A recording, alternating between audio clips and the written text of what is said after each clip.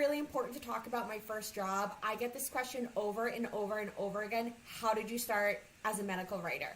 So let's go right into it. So my first job was not having to do with medical writing. It was actually as a reptile writer. So I'm going to tell you exactly how I got it and how I leveraged that to become a medical writer, a well-paid medical writer today. So I love Reddit. I don't know if you guys do too, but I'm on there all the time, and I actually have 2 lizards, so it just makes sense. So I was on the lizard Reddit page, and someone posted, and they said, does anyone want to get paid for writing about reptiles? And I was like, dear God, yes. I've always loved writing. Creatively, I've always just been pulled to the spoken word, so I never even thought that you could really get paid to write anything besides authoring books. So this just set off the first light bulb for me. So I immediately wrote back to the Reddit post and I said, yes, I would absolutely love to get paid to write about reptiles. I have nothing else going on. I'm kind of bored. I would love to do that. So they ended up onboarding me. My first wage as a paid writer was so low. It was so low. I think it was like $20 for 1,000 words, just to put that into perspective. So if your first rate is really low, don't take that as a blow to your ego, because that's also where I started, right? We all have to start somewhere, and if you don't start at the top of the food chain, that's totally okay, because I didn't. I worked myself up. So I loved reptiles. This was a passion project. It was super fun for me. I think I wrote maybe 8 blogs for them. And a theme you'll see in my journey is that I love having fun with my career. So I'm interested in growing my business, meeting new people, and learning new things. But the overarching theme is that I love to have fun while I'm doing it.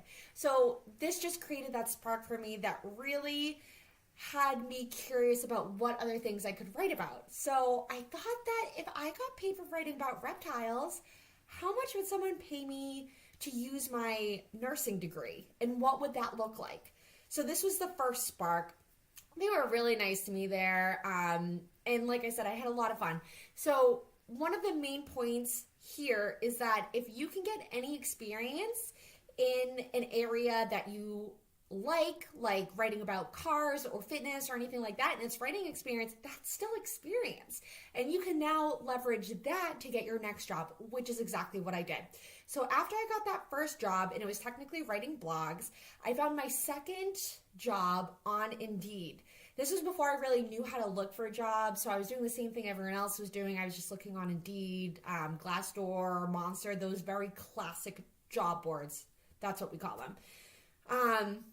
And my second job was a very big name, and one of their only criteria is they wanted someone to have blog writing experience, and they also wanted someone to have a life sciences degree. And it turns out I had both, because I had written about the reptiles and I also had a master's degree in nursing. That being said, they didn't need me to have a master's degree. So if you only have a bachelor's, if you only have an associate's, please don't let that limit you. Your degree isn't super important here, only that you have the clinical background and the degree at all. So they were a huge name with an academic background, and I applied and I got the job. They actually did interview me, which is wild. That's not very common for medical writing, but they did have a very brief interview. This was pivotal for me, this job in particular, because they had a lot of work. They had thousands and thousands of blogs that they wanted to rewrite to hit SEO, search engine optimization. If you guys aren't familiar about that, I'll actually be doing another blog post or a video on that. So these blogs are pretty short, pretty easy to write, and they really taught me about SEO. This is my first time working with this. So the editorial experience was really great for me. So at one point I was writing 2 to 3 blogs a day. So for this one company, I think I was published over 200 times, which is wild. That being said, they did not pay a lot. I think that they were paying me maybe $60 to $100 per blog, which once again is very, very low. But what I gained from here was experience with SEO. I figured out how to work with an editorial team. They were a big name, and I boosted my portfolio because suddenly I was writing in the health realm. So this one in particular was really crucial for me to build my career because I could now leverage this health blog writing experience, this SEO, working with a robust editorial team, to get my next job. And that's exactly what I did. So now we're on to my third job. I found them on Indeed too. Once again, this is before I knew how to find jobs. And they were a huge name. Think like one of the top 3 names that when you Google anything, they come up for help. They also paid pretty low though, which is wild. They only paid, I think, $120 for 1,200 words, which is very low as well.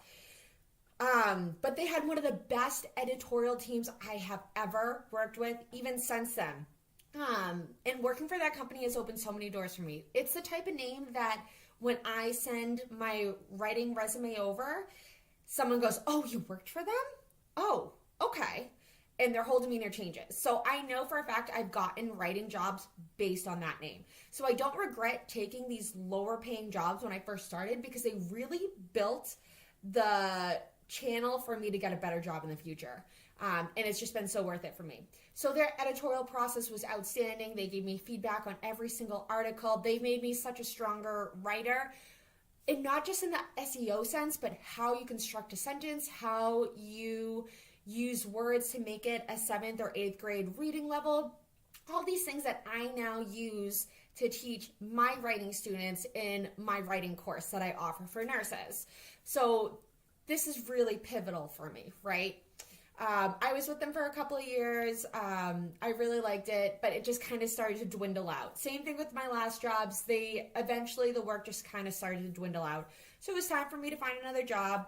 And my fourth job was actually an inside referral from my third job. So another very big name. They were owned by the same parent company.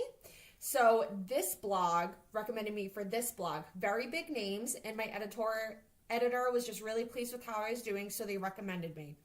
And because I worked for the first big name, I was a shoo-in for the second big name.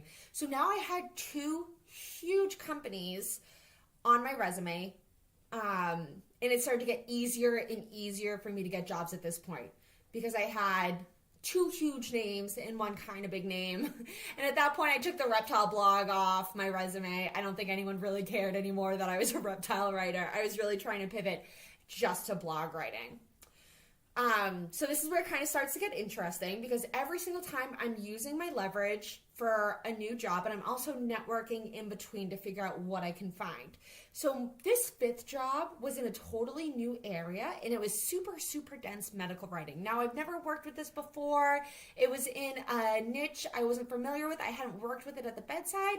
But I had a pretty good hunch that I could do it because I was already looking at a lot of medical research every single day pretty much when I was writing for these other companies. So I was really used to looking at this research. I just hadn't written it yet.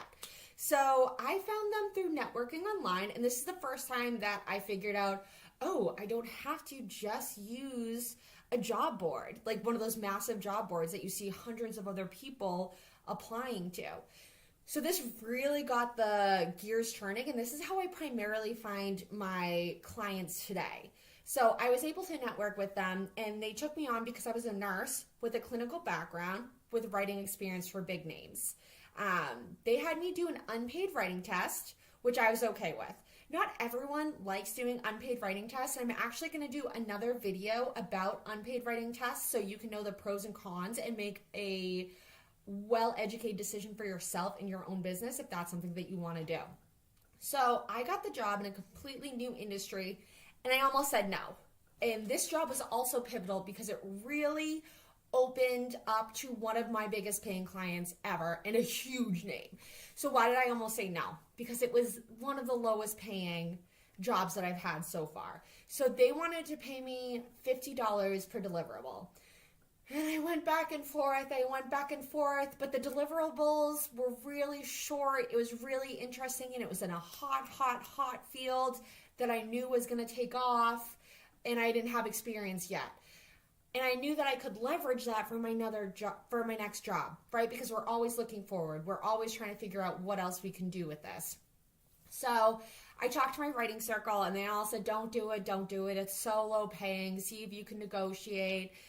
But it was also one of the largest media companies in the world, especially for health sciences. So I ended up saying yes because I knew that I could leverage it, and also because they were going to give me steady work every week of I think 3 to 5 articles. So I said, sure, let's try it. Let's give it a go. If it doesn't work out, it won't work out. And you know what? I'm still writing for them today. And they are still my lowest paying client, but they're quick, they're easy. They never give me a hard time with edits, so I enjoy writing for them. And I learned a lot from them about how to break down a research article, how to look at statistical findings, everything like that. So I did a lot of work for them too, and that really made me familiar in that area, especially in that therapeutic area that I wasn't that familiar with. So now, this was one of my biggest breaks, was right after this, my 6th job. This was maybe a year into medical writing. I'm not quite sure what the timeline was. It wasn't that far though. And one of the biggest pharmaceutical companies in the world hired me on. A huge name, a huge name. I signed a non-disclosure, so I can't say it, but it's a huge name. And I only got that role because I knew how to break down my 5th job, my $50 per deliverable job. It was so much of doing the same exact thing, and because I was doing 3 to 5 deliverables of that low paying $50 job, it was so second nature for me to just be able to take on this 6th job. So because it was one of the largest pharmaceutical companies in the world, they wanted me to do an unpaid writing test. Again, hot topic, but I said yes because it was the best choice for me in my business. Everyone needs to make their own choices for their business and figure out what supports you and your business model, as well as your time. So I did an unpaid writing test and I ended up passing. So this is one of my highest paying clients to date. And their hourly, because they pay me hourly, was more than the $50 per deliverable that I was getting with my 5th client. So it just goes to show you that money isn't always the only thing. I would take clients on for editorial process, for stability and the amount of deliverables that they would give. I would take them on for big names, and I would take them on if I felt like I could leverage that into a field that I hadn't been into before. Money is also a very big factor. So again, make sure that you know what you want to do for your business. You're the only one that can make that decision. Since then, I've had a lot of clients and a few in between, but it's fun to see where my path has taken me. My biggest advice for healthcare workers who want to get started as a remote work is don't take it too seriously. If you can find a temporary writing job in a fun adjacent field, take it. I got started with medical writing as a Reptile writer. That is wild. If you can do something like that, just build it until you're writing for one of the largest pharmaceutical companies in the world. You never know where this path is going to take you, so just keep an open mind. Don't focus on the money as your only resource to say yes to a job either. See if you can make a giant pros and cons list and figure out what works for you, your life, and your business. If you need support, I can help. As a medical writer for 6 years, I help burnt out nurses find remote work as writers. I have courses, workshops, and coaching that can help you and support you in your journey. Please like, subscribe, and follow for more videos on medical writing from a nursing perspective. Bye!